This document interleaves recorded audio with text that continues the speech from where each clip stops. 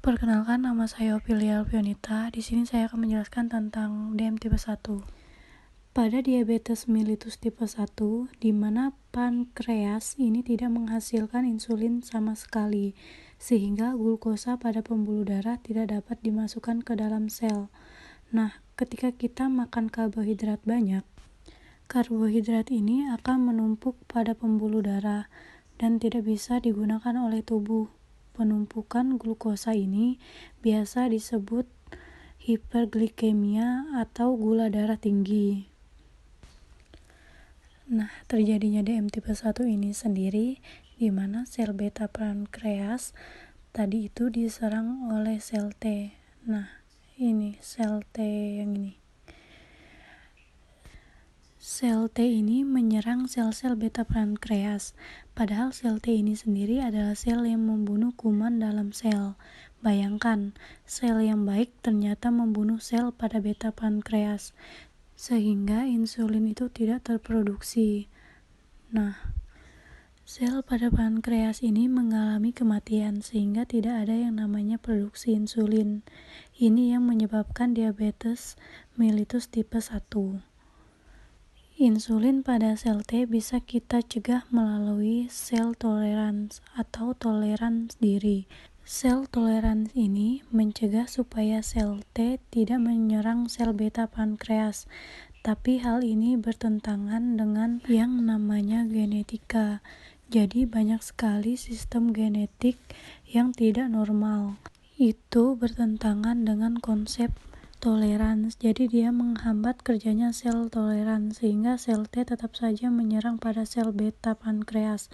Nah, genetika yang abnormal ini meningkatkan sistem antigen leukosit manusia. Selanjutnya, pada diabetes mellitus tipe 1, kehancuran sel pada beta pankreas tadi terjadi pada saat awal kehidupan.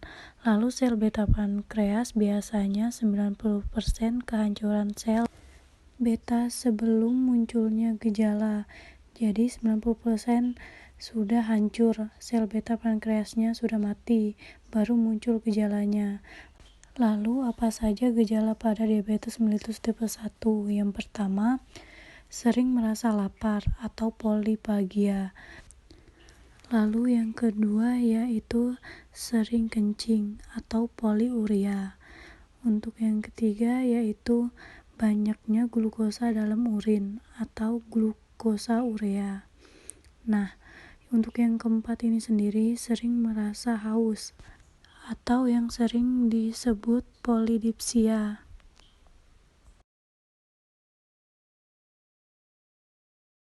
Diabetes tipe 1 di mana hormon insulin tidak terbentuk. Dia akan menggunakan lemak dan protein untuk mendapatkan energi. Jadi lemak dan protein ini dimetabolisme menjadi energi, sehingga pengganti untuk karbohidrat agar tetap bergerak, karena jika kita tidak menghasilkan energi sama sekali, maka itu akan sangat berbahaya. Dalam hal ini, penurunan berat badan terjadi sehingga sering merasa sangat lapar atau polifagia.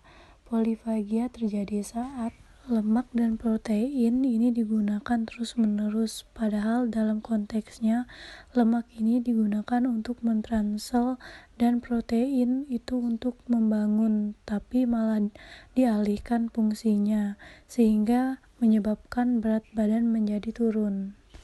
Selanjutnya, ketika glukosa dalam pembuluh darah itu disaring ke ginjal karena tidak bisa masuk ke dalam sel, maka harus dibuang ke dalam urin. Satu-satu pembuangan diabetes tipe 1 adalah melalui urin. Nah, urin saringannya ini di mana hiperglikemia adalah racun dalam tubuh. Satu saluran pembuangan glukosa ini yaitu melalui urin, sehingga banyak glukosa dalam urin. Lalu air akan mengikuti glukosa yang terbuang melalui urin sehingga sering kencing. Sering kencing itu sendiri adalah kekurangan cairan dalam tubuh. Jadi sel-sel itu akan membuang cairannya. keluar menuju ke darah. Cairan sel itu akan dialihkan ke darah supaya untuk membuang glikemia, sehingga tubuh kita mengalami dehidrasi, dan sehingga tubuh kita butuh lebih banyak cairan dengan cara merasa haus atau biasa sering disebut polidipsia. Diabetes tipe 1 kerjanya di mana hormon insulin ini tidak terbentuk.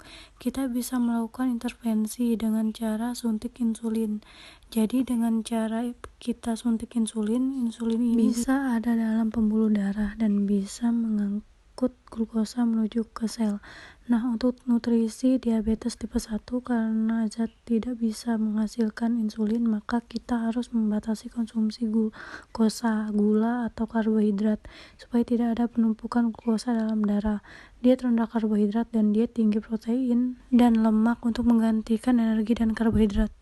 Terima kasih.